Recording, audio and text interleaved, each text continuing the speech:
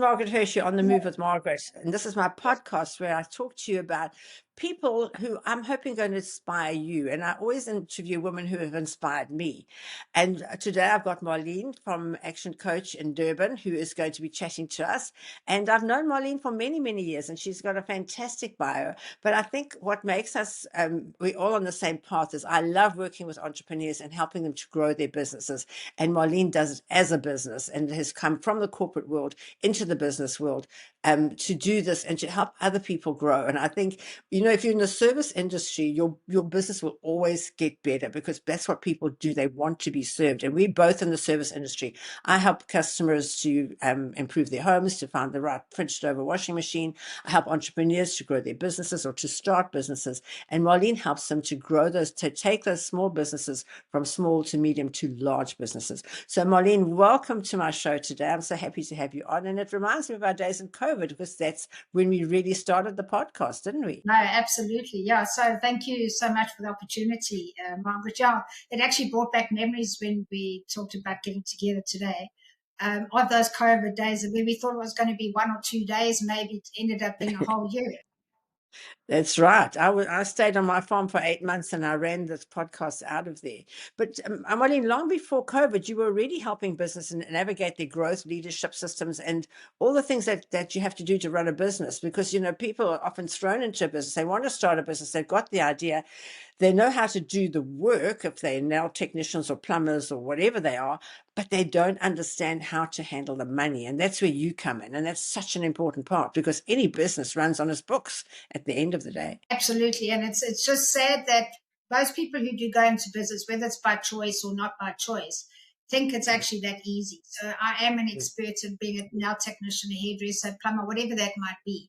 But sadly, they don't come with that box of tools, those skills on how to understand money, how to manage cash flow, how to just manage business. And that's where the sad reality comes in, is that you go in with an absolute passion of doing what I love to do.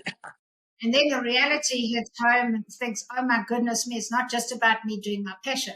Because what you do is you're moving, if you're working for somebody, you're moving as an employee to say, you know what, why am I working for someone else and making other people rich when I can actually do it myself? And when they get into business, it turns out that they don't have the money and they don't have the time. So we're saying, well, then what was the purpose of going into business? But I can tell you, every time I chat to them, I say, well, why don't you go back into mainstream and go work for someone? I will never work for somebody else again. Okay, but then you must earn money and pay yourself at least a market-related salary and enjoy quality of life, because that's why we have our own businesses, is to have choices. Absolutely. Well, I always say to people, why would you work for somebody else and just make a living when you can work for yourself and make a fortune? But making a fortune, first of all, doesn't happen overnight. And I think that's the biggest thing that I always tell people. It's not going to happen overnight. And I had to tell myself that when I came and started a completely new business here, where I just wanted it to be, it's huge straight away. And it just isn't. And it's literally one step at a time. But Marlene, you're a no-nonsense person, as I am. You don't come to me with all your frilly, but come to me with the facts. And my new boss who I work for now says, fact find, just fact find all the time. Get the facts and work only with the facts. Get emotions out of the equation and work with the facts to get your business going. So when people come to you with their blah, blah, blah, big stories, how do you sit them down and actually work out the facts to get that business going? Yeah, I'd say in the beginning, I do have a leading. Yeah, I do listen to where they are. I think the first thing I listen to is their head and their heart aligned? Most times their head and their hearts are not aligned. What they are hoping for is actually reality of two very different things. And what I find when I do start to talk to business owners is that they live in la la land. They believe things that are not true. And a lot of stuff is myths and that type of thing. So the very first thing, as I said, look, let's get the emotions and put them aside for now. Let's have a look at your facts because, I work so hard and I don't make any money and my staff for this and whatever the case is. So I said, well, show me production, show me your numbers, show me your sales, show me. And majority, but I'm generalizing now. And also when they don't have clarity on exactly what the real issues are, it's magnified. So a problem appears so much worse than it really is. Now, I come in from an outside perspective, looking at it and think, oh, is that all the problem is? Okay, well, that can get resolved quite quickly. Park. let's do something and let's focus on something that we need to have clarity on. But it's that, like you say, fact finding. It's let's get the reality in place. And it's doing that like having an X-ray done of your business. And a lot of people Yes. are too scared to do that X-ray in the business because they know there's something wrong, but they don't want us, me as a coach, to see Find what's out. wrong. Who else are you going to expose yourself to? Yeah. Come Yeah. to me, let's talk to me, and let's have a look at what the real issues are. And you'll be pleasantly surprised that there's a lot you're doing right. And there's just Yeah. those few tweaks that we might need to do to just shift you in the right direction. Yeah, because when a person starts a business, first of all, they've got to become a leader. They have to lead their staff. And often they're not used to doing that.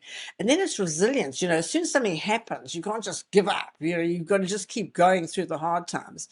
It's to get their systems right and to get the right sort of set of books and right computer system, because that to me is the most important. And then they've got to be able to work with people because they've got staff. And I always say, people say to me, what business am I in? And I say the people business. I've got my suppliers on one side, I've got my staff on the other side, I've got my customers in the middle, and I'm trying to keep all of them happy at once, which is not an easy job to do. And doing all that, you've got to tell them it's not a sin to make a profit. That's what you're actually here for. So how do some business owners still get things wrong when it's, to us who run businesses and teach people how to run business, it seems so straightforward, but they go into it and they just get it horribly wrong. People complicate business. Business is actually very simple. If we just stick to the basic principles of business, business is simple. It doesn't matter what industry you're in and anything that you do, business is simple. We just complicate it. It's because we often don't understand the basic principles of business. Well, let me just take you back to 2008 when you left corporate life to start a business during a recession.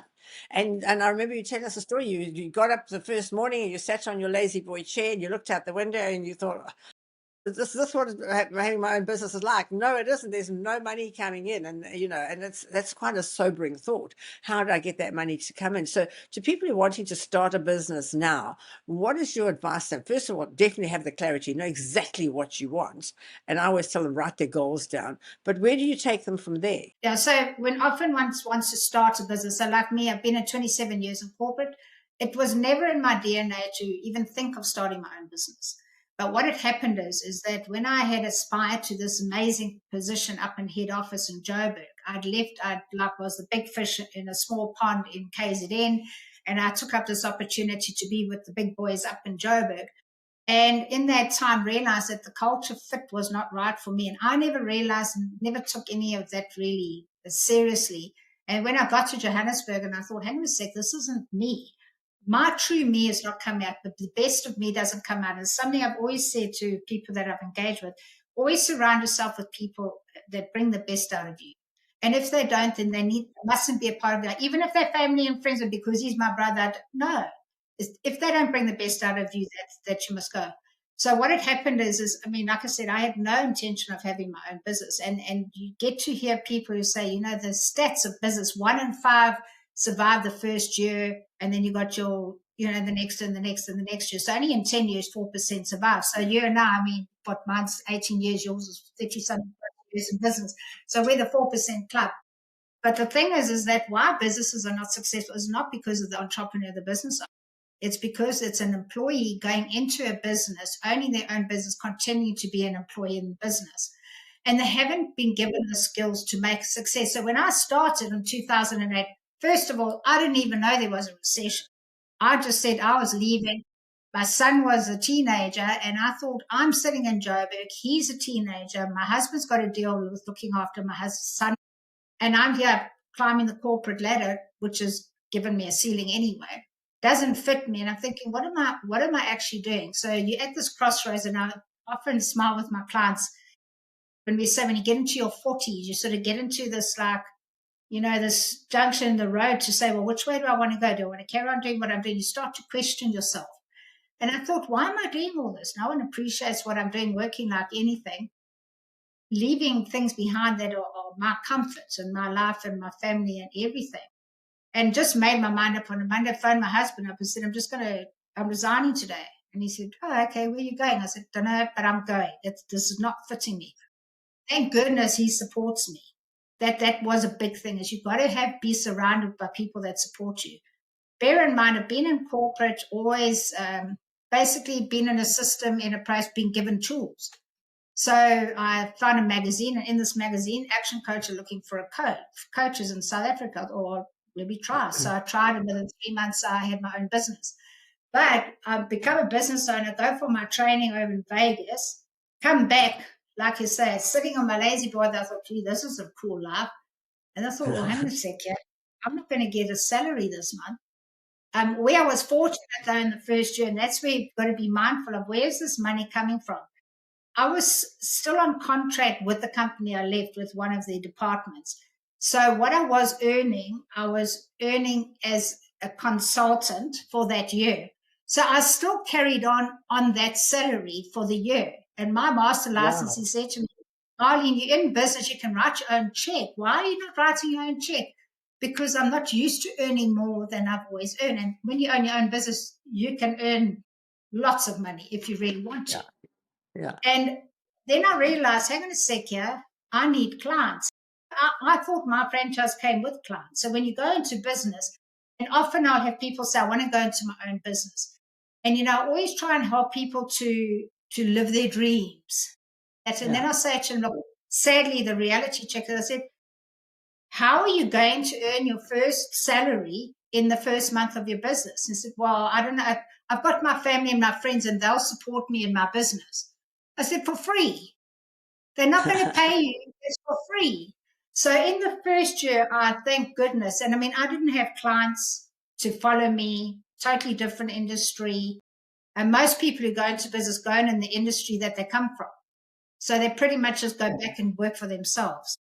And in that year, I had to try and find, how am I going to build my business for sales, to get in front of people? I'm not even a social butterfly.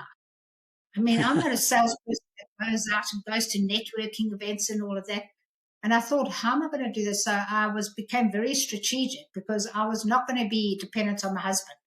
I always swore I would never depend on. My mom always taught me, earn your own money and have your own car. So if you ever want to run away, you can go and you can support yourself. And I've always done that. And my husband supports me on that as well. But in time to come, so what I did was I found a strategic partner. It was like a woman in business type of scenario. And I thought, those members are all business owners. Why don't I put myself there? And I coached her to prove that the system works and the coaching works, and then met businesses through that. So the first 2 years, I built my business and still have strong relationships with those same business owners that I started in 2008, 2009. So that's one thing about starting your own business as well, is that you have to be disciplined. Even to this stage, 18 years later. So why was I so much more successful in corporate than I am for myself? Because I worked for somebody else, and I wanted to prove to others that I could achieve and the goals and all of that type of thing. And what happens when I work for them is I got a pat on the back. Well done, Marlene. You're so great. Let's give you an increase. Let's give you a bonus or whatever. Now in our own business, we do it for everybody else. And so we end up depriving ourselves of what we should so deserve for ourselves. Yeah, absolutely. And that's what we do. We had to improve ourselves and to improve the lives of those around us. You were so lucky with choosing Action Coach, because Brad Sugar started Action Coach, and he is a fantastic mentor to have. And I still follow him, and I absolutely love the stuff that he does. He's so practical and down to earth. Just talk to us a bit about Action Coach and Brad Sugars, and how you've grown in that whole scenario. Goodness. Yeah, so Brad, we've got to try and keep up with him, because he's on an absolute mission, and you must see our new mission and everything that Action Coach. You see, we've done a whole new rebrand as well. So it actually came at a perfect time, because being with Action Coach for 17 years, you think, been doing coaching for 17 years, what's different? But just the whole rebrand, watching Brad, trying to keep up with Brad is another conversation for another day. But what is nice is when you've got leaders and it's surrounded by a community of Action Coaches, we all have a big purpose, and our purpose is to make sure that we save businesses and save lives.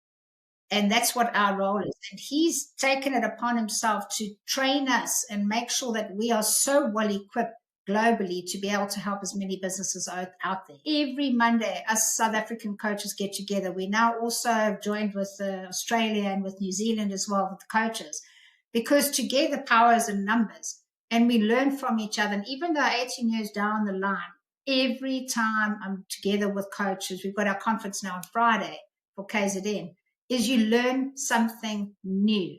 And the difference here is, and I think when we talk about the culture, is within Action Coach community, they are always there to help and support you. The education is ridiculous. I mean, it doesn't matter what area of business and you need help, it's on a plate for you. The support is always there.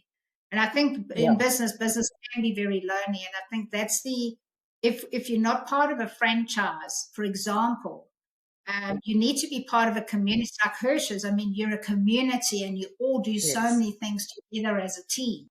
Whereas individual business owners don't have that. And they're all on their own. So that's why we can be so successful as coaches, is because we have that support and we've got somebody and they understand our issues and what we're coming up with.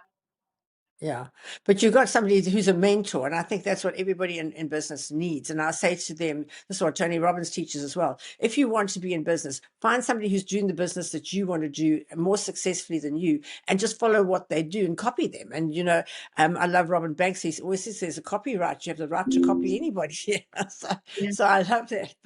But when you first started coaching business, and even today, I know with my business, every day it's a surprise. And I think that's the beauty of it. I could never have that same job where you're stamping the same piece of paper every day. I always tell the story when my daughter lost her luggage when she left here, and we went to the guy at the lost luggage at Fort Lauderdale Airport, and he'd been doing that job for 39 years. For 39 years, every day he'd been finding people's luggage. And I just thought I couldn't do that. So the beauty of us and our job is that every day is a different day. But what surprised you most about business owners behind closed doors? I have a fortunate position to be able to have people who confide in me, and they just open up. I always say, "Come clean. Tell me, where are you at?" And what they have to endure and go through without letting people know. Families don't even know what sometimes the business owners are actually going through, and the trauma that they have to deal with. They can't sleep at night. Their health, their families. And I always say that, if you look at the divorce rate, I've always felt that people who are in business is that because there's so much pressure in business, hours put into it, not making the money, the pressure, everything. And then it puts a huge strain on the family. They don't go on holiday. When they go on holiday, they're on their laptops, whatever the case is.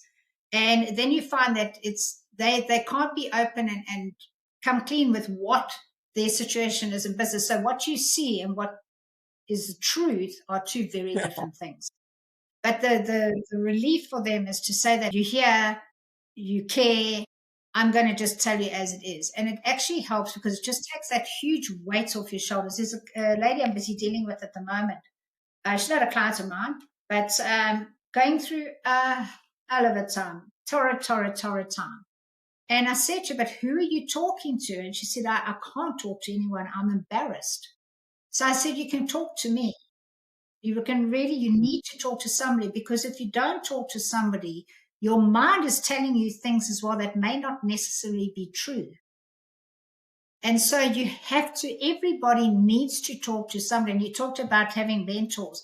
It is also very important to have a mentor, business coach, whatever that person is. But it's also important to listen to one voice. Whoever's voice you choose to listen to is the one that you must listen to. Because what happens is if somebody now talks to you, Margaret, and then they talk to me, we both very knowledgeable in what we do. But you will say something totally different to what I will say, because it's based on our experiences and expertise and our beliefs and our belief system. It's neither one is right or wrong. But the thing is that now who do I listen to? Do I listen to Margaret? Do I listen to Marlene? Who do I listen? And that's why I'm saying once you've made a decision, you need to stick to it. The same as when you're setting goals in that. That is your path. Stick to your path. Don't keep going off the path and listening to other people. And often you find that free advice that people get, because I can't afford a coach, I can't afford this, or listen to free advice. The thing is, when you listen to free advice, those same people have probably not been successful and are very great at giving advice. They've failed so many times, and yes, they fail and succeed and fail and succeed. And people are very proud of being unsuccessful so many times. But then when are they going to be consistently successful? So yes, we want to learn from people, absolutely. But I think also as a business owners, you need to be clear about what your destination is. What is it that you want out of your business? What is the purpose of having that business? Because if you're a mom with children, you have a very different purpose than a single person or someone like me. I mean, my son's now in his 30s, he's got twins, so a new granny. But it's like a different purpose in my life. My business today has a very different purpose than it did 20 years ago, 18 years ago. And I think that's where it all will stem from, is where you at right now, and how's the business going to serve you, and the mentors, are they in that right space to assist you through that process as well? And also to get somebody who's neutral to come and look at it from an outsider's point of view, because sometimes you're so embedded in your business that you actually forget that, what you can't see the wood for the trees type of thing. But tell us, after almost 2 decades in business, what patterns have you noticed between businesses that survive in difficult times and those that don't?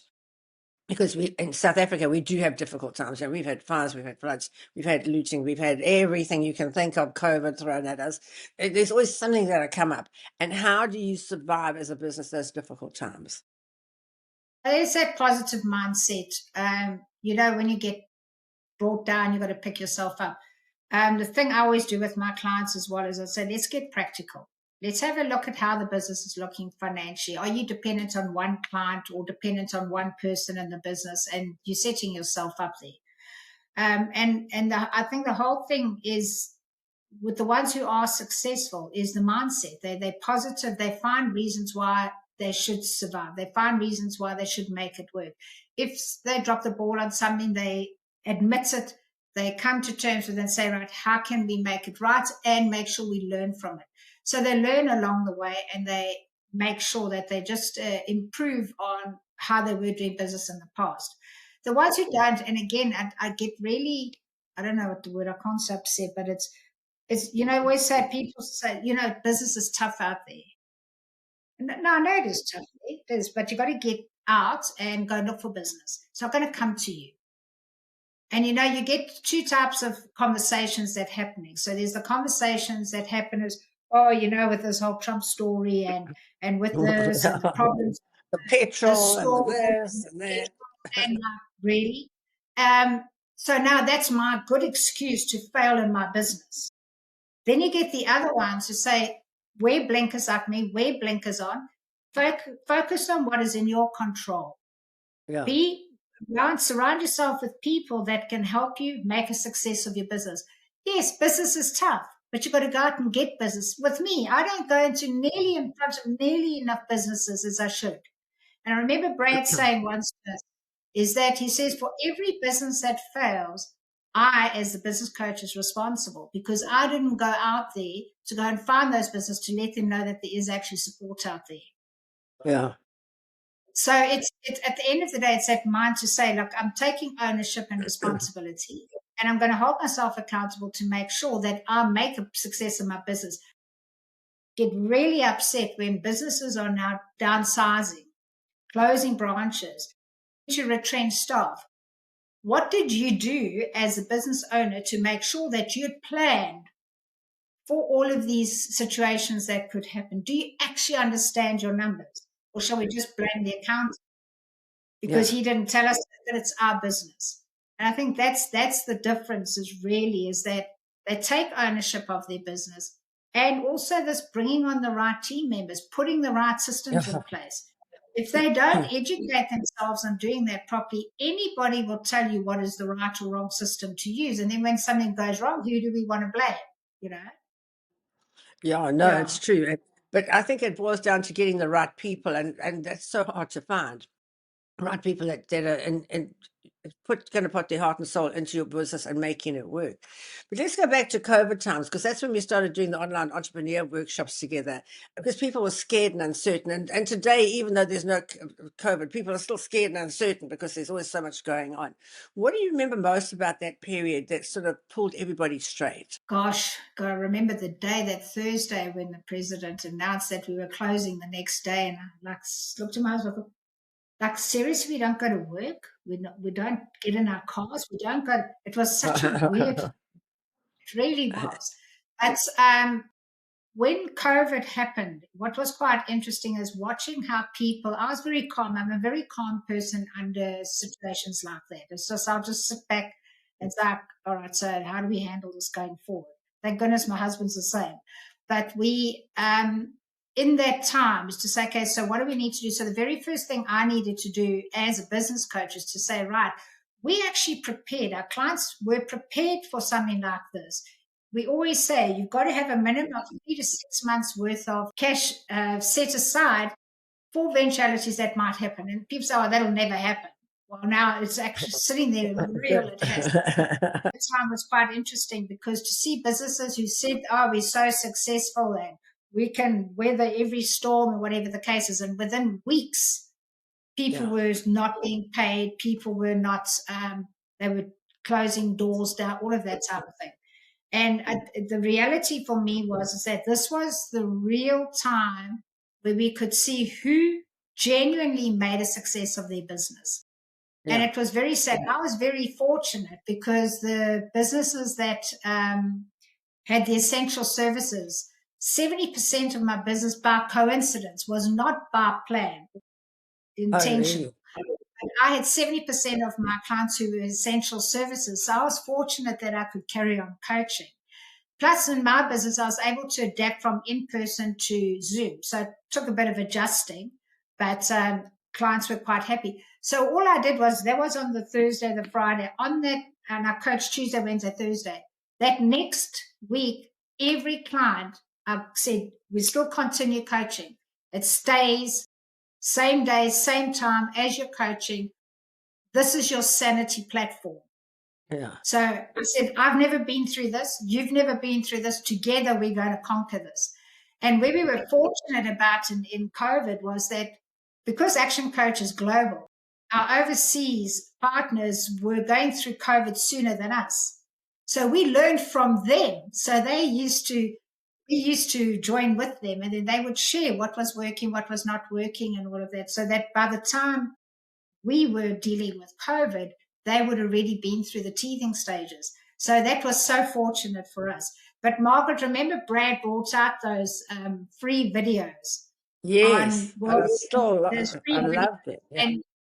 And you, I mean, of all people, you didn't need to watch those videos. There were so many more people that could have made use of that. And we shared those videos far and wide. And do you know that the tiny minority decided to take the time out to watch those? And you know what value it brought to, especially during those times. But there was a time when I truly believed, you know, when your company has got a vision and you always say, does that vision really resonate with you?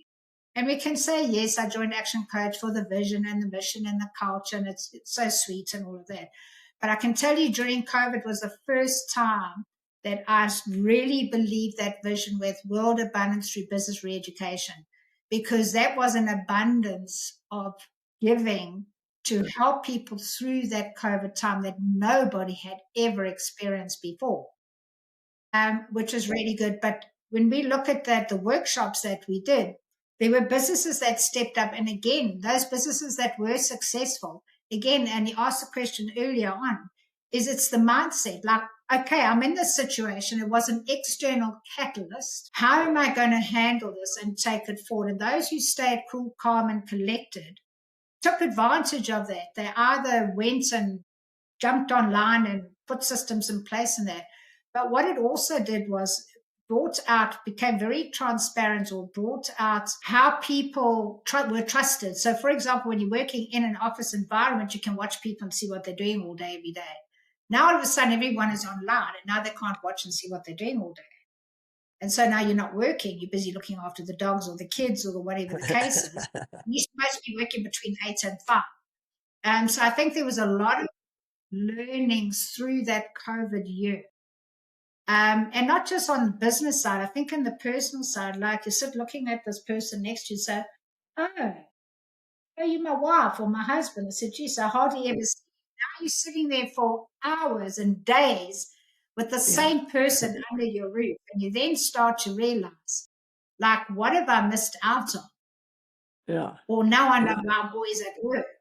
And I really felt that during that year of COVID, is that we learnt a lot. I'm just generalizing again, but learnt a lot about ourselves, slowing down, Our becoming partners. more becoming more purposeful, and really starting to understand, are we truly doing what we love to do? And that COVID definitely proved to me that I did do, and I still am very much in love with what I do. But there was a lot of change that happened, and a lot of people pivoted. That was the word: pivot, pivot, pivot. Yeah. And some people were exceptionally very, very, very successful, and others closed the doors. I mean, I had a client I had for many, many years. It is fine, absolutely fine. But when you're sitting in hospitality industry, they were hurt badly. And, you know, a year is a long time to all your savings and everything you've done over the years in 1 year is just gone like that. And then the recovery afterwards as well. But didn't it shift businesses at least 5 years ahead to It where they did. would have It been if did. they never went through COVID? Absolutely. Now, you often talk about business owners creating freedom, not becoming prisoners in their own companies. Why do so many businesses end up completely dependent on the owner? The owner, and I know because I was guilty of that, and that's one of the reasons I now live in America, is that I was, while I was there, I was in it. And now it's the only way I could take a step back was to actually physically move away. But you know, looking back, I would have delegated a lot more. And that was always my most difficult task as a business owner, is to delegate, because I could always do it faster and better. And, eventually I realized I actually had to start training people to do it the way that I wanted it done, and to continue training them, because they would do it for a while and then they'd go and do their own thing, which didn't work. And then I have to go back and put them back on the track. How do you teach people to delegate? I think that's the most difficult thing for me. I think first of all, they've got to give themselves permission to let go. Yeah. It's my baby. I brought it up to this point. I'm scared if I give it to you, then this business will not be as successful, whatever the case is. But the thing is, I think business owners must realize that they kept the growth of their business, because it can only grow to the level of their control. Yeah. And it's that, often the business owner will say, I mean, you can speak, you know this just from your own experience. But the thing is that you put all your blood, sweat, and tears to get the business to where it is. And then you say, right, now I've got to step back and let the team run with it. I mean, they just come to work, earn a salary, and go home.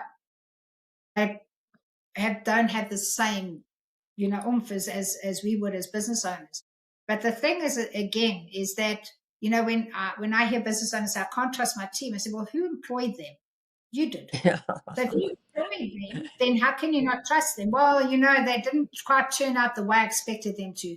So that's why you'll see with Action Coach, we're very much driven around putting systems in place, because we want to sort of systemize the routine. There's stuff that they do all day, every day, same time, same. Is in business, we want you to be consistently good, not inconsistently great. Yeah. So Okay. consistently good, not inconsistently great. And we just want you to perform so that you are predictable. Yeah. We don't have the good and the bad in it. We are predictable, and we know that we're growing at a good pace, whatever that pace is. And when we put the right systems in place, then the team will be driven by the systems, and then the team can focus on building the business. And that's where that sort of exceptional human sort of engagement and interaction becomes humanized. And it's not just system of process, because most people are so busy doing admin stuff or whatever the case is. Yeah. But what that then does is as soon as the owner lets go, and we call them they have superhero nighters. They're the superheroes. They in and they fix everything, fly off again, and they fly. And how do you learn that way? And so that's what we teach our clients. And I've got a particular couple at the moment that I'm coaching. It's been absolutely awesome to watch them, how they've trusted the process. And they now are in a position where they are traveling, and they've got the management team who are in control, and they're going through growing pains now when team are leaving or whatever the case. And was it me and my bad management or whatever? No, it wasn't. It's just part of growing. And what happens as a business owner, as soon as we start to let go, as you know, start to let go the control and ownership, and let the fledglings spread their wings and start to take ownership, then all of a sudden you see your business blossoming. Your business grows bigger than you. And it's so important as well to trust a team. Often I find when people start to employ staff, so I talked about when you go into business, you don't have the skills of recruitment, for example. Now, when we employ staff, often I hear blaming the staff. Like I said, well, you employed them. But sometimes you'll find, and I've noticed majority of the time when a client says, when they want to come on board, they'll say to me, instead of paying coaching, I think I should rather pay, because I've had the conversation with them, I must pay for this technician. And they'll say, so how's a technician going to help improve the business? No, he'll take a lot more pressure off me. I said, all you're going to do is fill up that gap with some other busyness. And I said, but instead of employing this technician, how do you know it's the technician that you need? So come to me and let's do your organogram and let's have a look. And that's why sometimes, Margaret, you find that when people say, it's my team, I don't have the right team, or that person is not performing to their optimum, it's because we haven't employed the right person for the right position, and we haven't given them the training or the support. We just assume you can put them into a position and they must just fly. Yeah. Even though they've got how many years of experience. But at the end of the day, is that they don't know what you want. You don't know what you want. So let's employ and let's hope that they perform. Why should they if there's no alignment? Yeah, and I think what a lot of business owners are worried about is they'll employ somebody who's better than them and they might take over. But I always surround myself with people that are better than me because I know what I can do, but I'm really bad at this. So I'll employ somebody with that. That's why Shane's got a job, because I'm really bad with my social media. And, and I'm really bad with accounting. So I've got Scott who does all the accounts. And they are so much better than me at doing that, which leaves me to do what I'm good at, which is dealing with customers and that type of thing. So yeah, it's so true. You've got to employ people that are better than you. But a lot of entrepreneurs are so passionate, but passion alone doesn't actually make the business run. There's so much more to it than that. When they come to you and they're so passionate about, oh, my business, I'm going to do this and this and this and this, and you have to say, oh, slow down a bit. How do you do that? Yeah, shame that, they are, there is passion, but passion just keeps you busy in the business. And the thing is, like I said right in the beginning, is that passion eventually runs out because it just gets the better of you. I love doing this. I'm so excited, so passionate about all of that. And then when the money doesn't come, or somebody lets you down.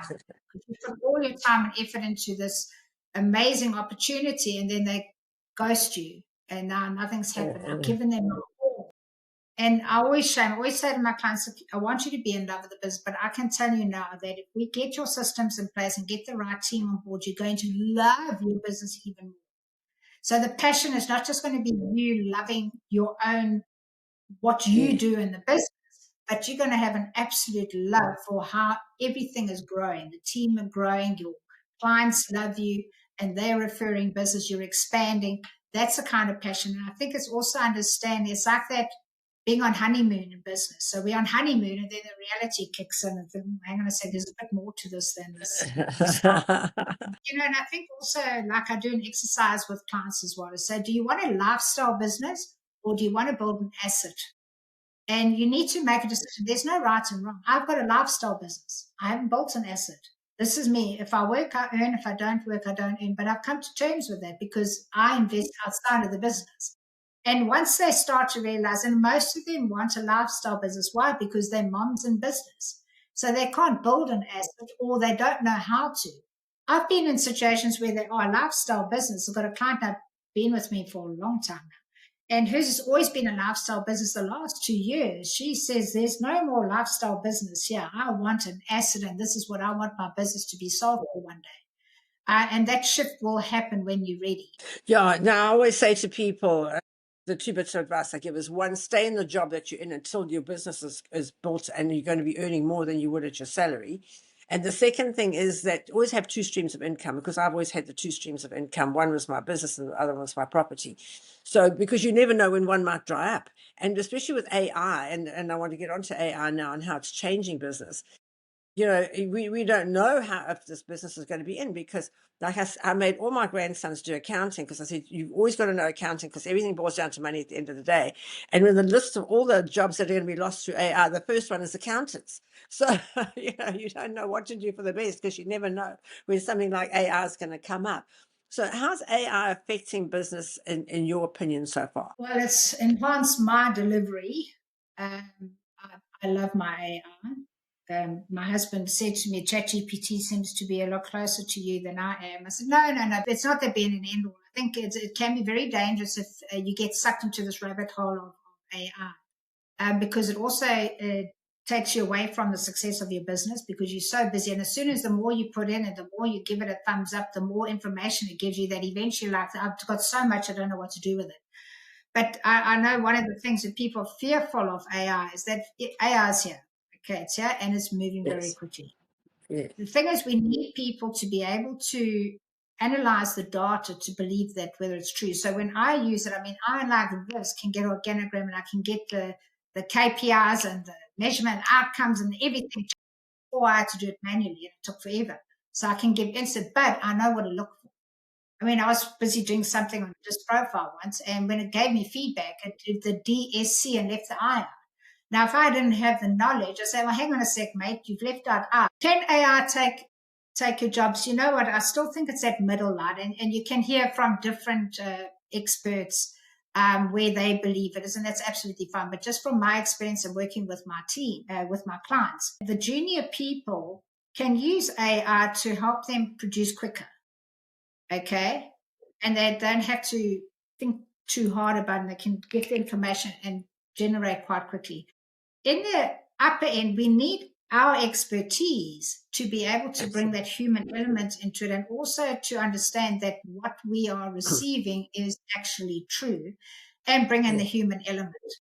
So they always say, like, oh, my job's going to be replaced by AI. It's not going to be replaced by AI. It's going to be replaced by people who make use of AI. Absolutely. Yeah, and I think, like, I mean, I love AI, and there's so much, even with coaching, there's so much my clients can pick up through AI. Absolutely. So what we do with coaching is, right, so what have you generated from that? Okay, so, well, how aligned is it to your ultimate goals, or whatever the case is?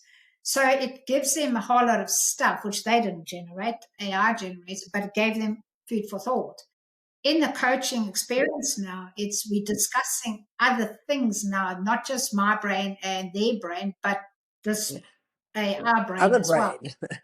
Yeah, and it's actually allowed us so much more conversation. But what it's done, like, we've got this ABOS, the Action Coach Business Operating System. And now when you actually break down your alignment and your personal goals and your business goals and your 90-day plan and your action plan, all of that, our AI can actually put all that in place for us. And now what we do is we unpack it and say, right, how realistic is this? Can it actually be done?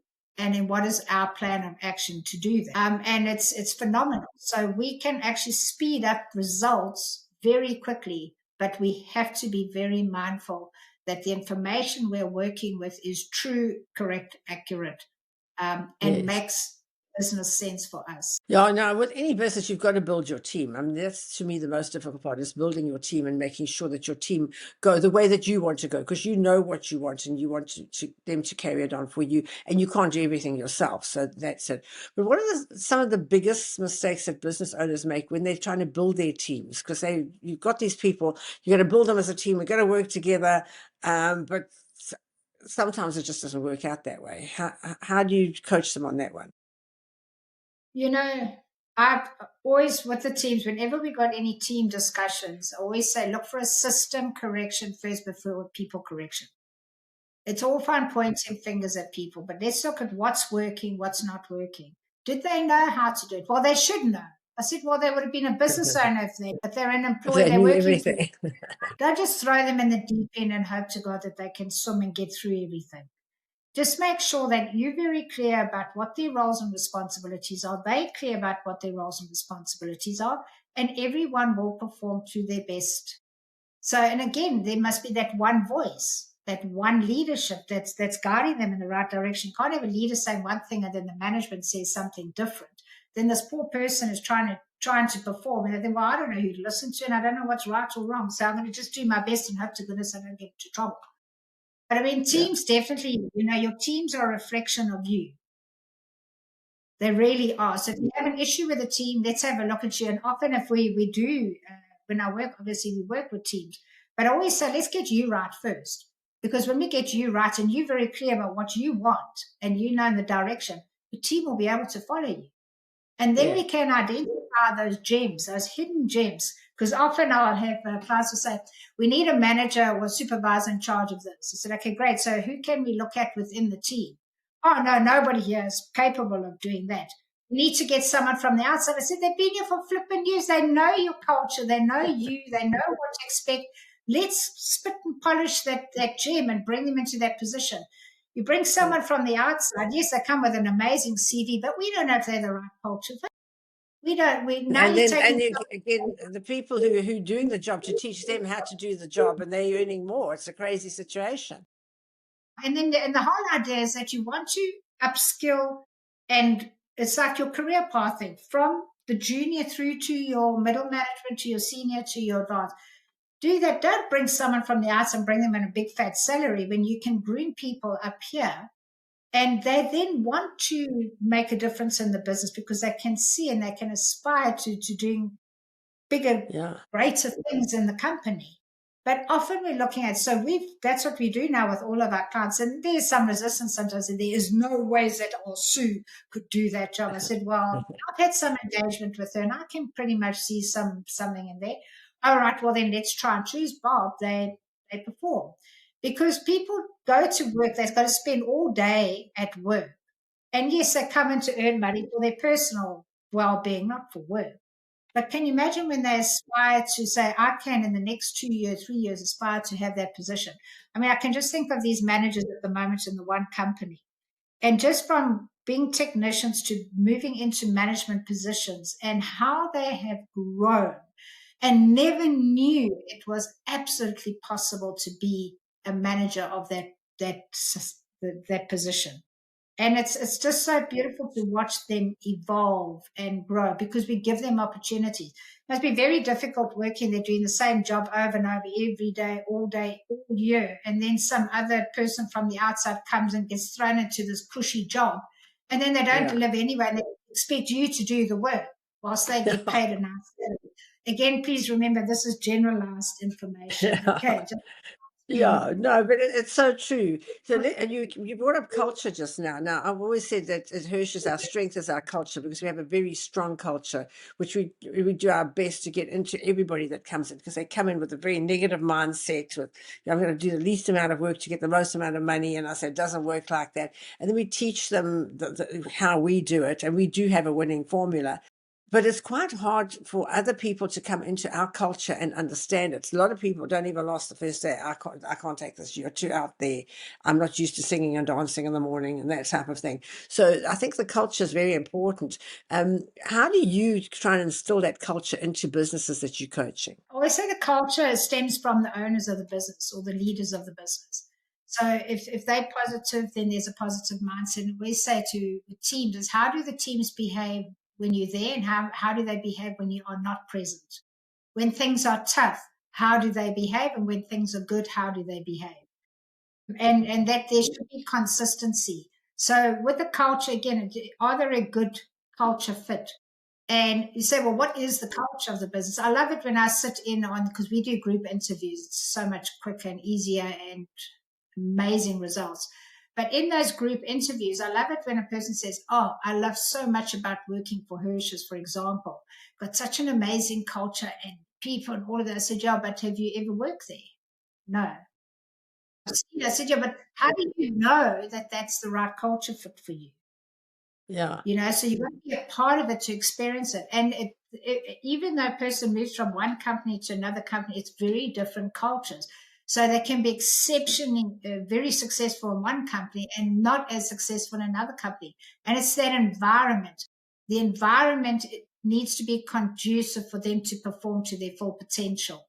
And that's where that culture fit needs to come in. But a lot of people don't really understand. And that's where we were fortunate with ActionCOACH is we've got the 14 points of culture. So when we actually read through those 14 points, we say, that's what helped me be a part of Action Coach, was those. Okay. And still to this day, they've added one extra, but still to this day, it's the same culture points, and it comes through all the time. It's really it's important, because then people know how they should behave in the company. But everybody needs to behave. They know what's expected of them. And that's what a lot of people, business owners, don't tell them. This is what I expect of you. And then they know what's expected of them. Sometimes Yeah. we just assume that they'll know. I'm battling a lot with the younger generation coming in. They want to do what they want. And on their days working at home, you know for a fact they're not working, because you see them on Facebook lying on the beach, or, going for a hike or something like that. So, it's quite a difficult one. And we're battling with some of our newer staff who we brought bring ideas, but they're just not strong enough to work every day. They want to go off early. They don't want to work Fridays. They want Mondays. They want to come in at 12. And it's such a difficult thing to deal with when you're an older person in a business. You've got younger people. You need the younger people because you need their energy and their expertise, but they just don't have that work ethic. Yeah, I remember as you speak here with my son. So he's been involved with Action Coach, but behind the scenes forever. And I remember when we were in the office before COVID, he was helping out on the finance side. So he would rock up at about 10 o'clock, and then he'd leave at about 3. And I just said to him, listen here, I just don't understand your ethics here. I said, we start at 8 and we finish at 4:30, and you got to get the work done.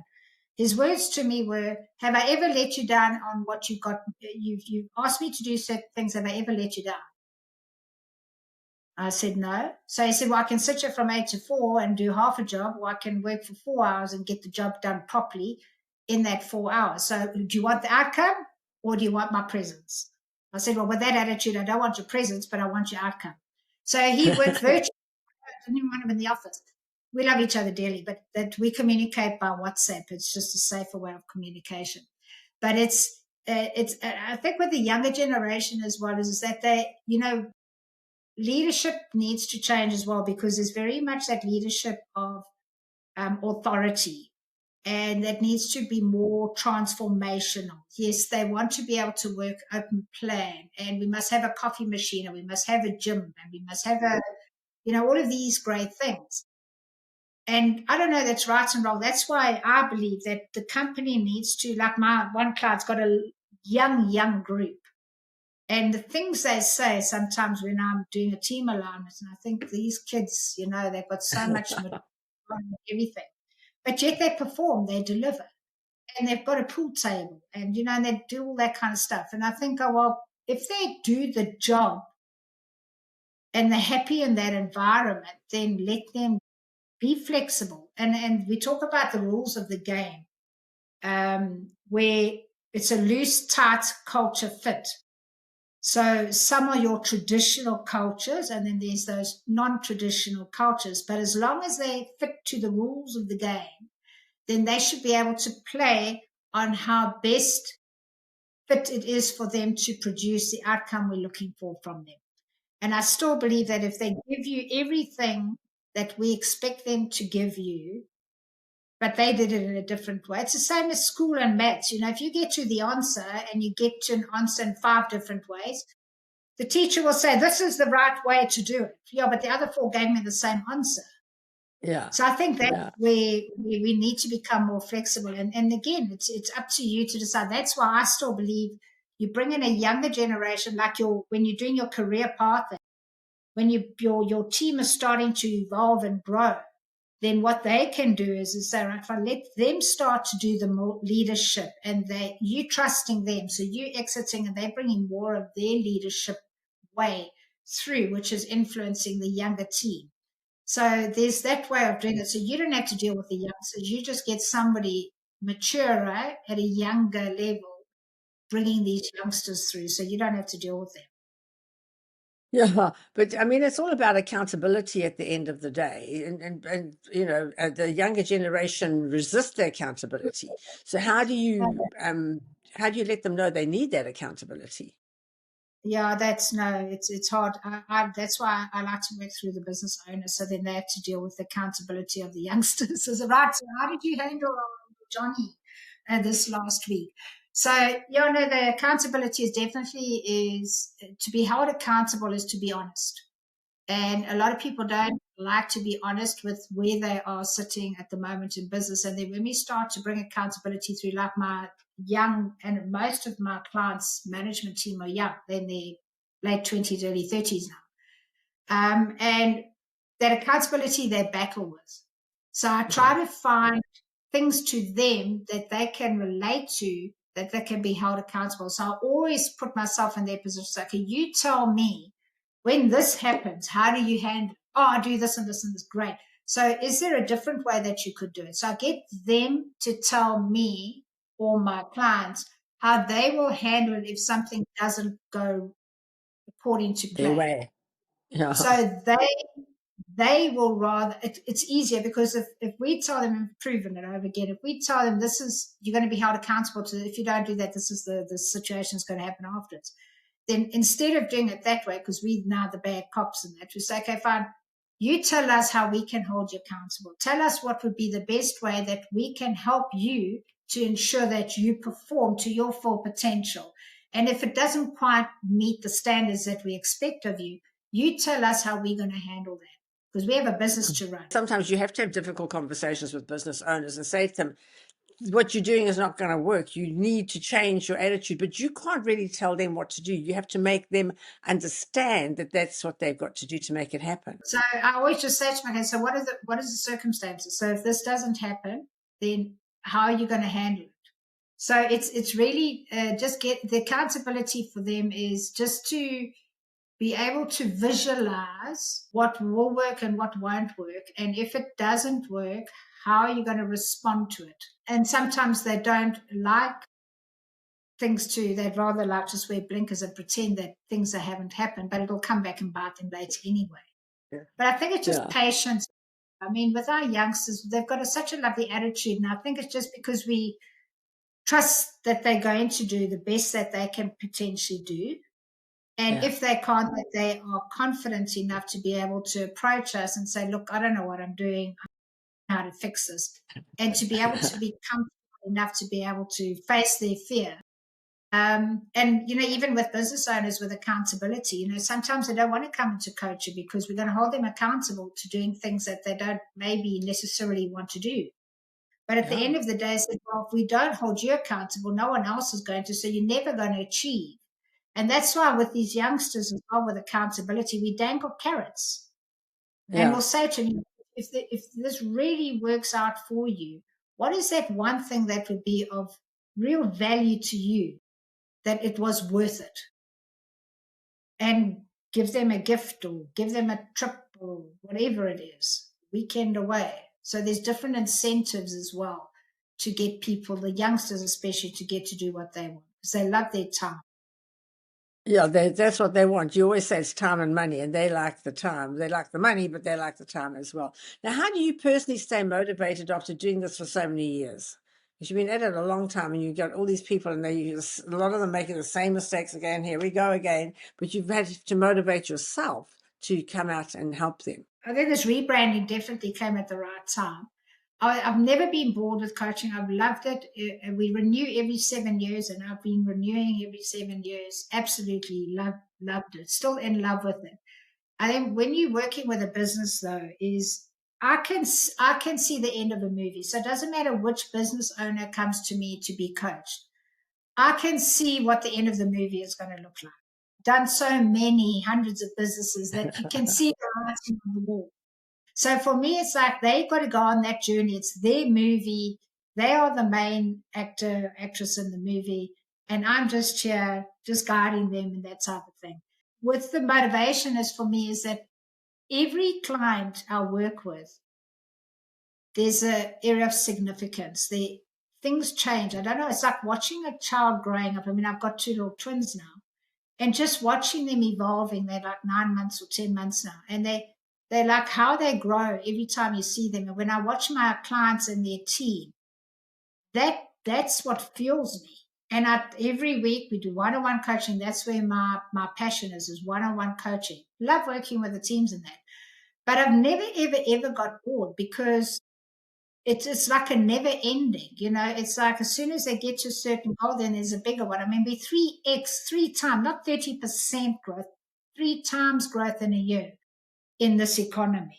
Things are tough, and yet these businesses are doing double and triple their businesses.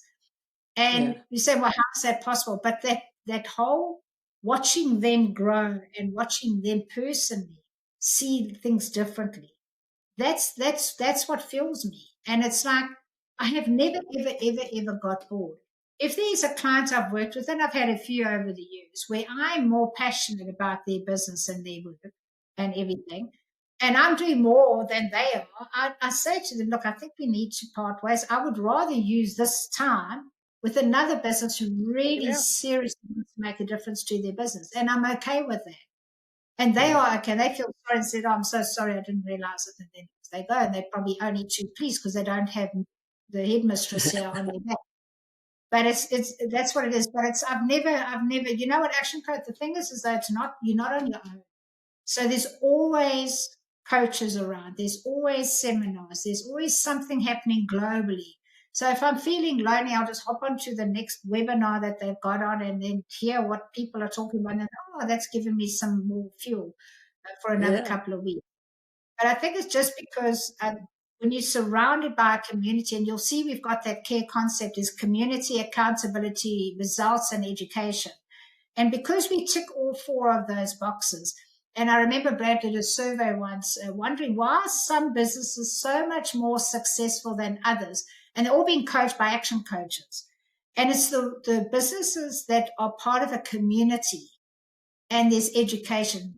The one-on-one is accountability and results, but that community and that education, and that's what Action Coach brings to me to keep me motivated and driven and to carry on being in love with what I do. Would Yeah. never give this. What am I going to do? Oh, wow. So, and the clients can feel it as well. Yeah, and then also to keep myself motivated, you'll see from where I started in business to where I am now, I'm a lot more selective with the type of businesses I work with. I don't work with just any business. It's like doing idols, and you've got to go on stage and you've got to do your thing to see if you're going to go through to Hollywood. That's the type of business now, is working with businesses that are really seriously wanting to make a significant difference in their lives, their families' lives, and their teams' lives. And those are the businesses that I love to work with now. Well, that's so fantastic. Well, Marlene, we've really gone over our time. We could carry on chatting forever and ever, but it's been such an insightful conversation. It's been amazing. And I think what stands out that you've built it intentionally through leadership, accountability, systems, resilience, and the willingness to keep learning. And I think that's where we all have to have that willingness to keep learning. So thank you so much for sharing all your knowledge with us today. It's been absolutely amazing. I've learned a lot. And to everybody watching, if today's conversation resonated with you, please subscribe and turn on notifications for more conversations with more people who inspire, educate, and challenge. And they've got to be challenged in this life. So it's the way we think about business and the way we think about life. So until next time, this is On the Move with Margaret. I'll see you next week with another exciting conversation. Thank you so much, Marlene. I've really loved today's chat. Thank you.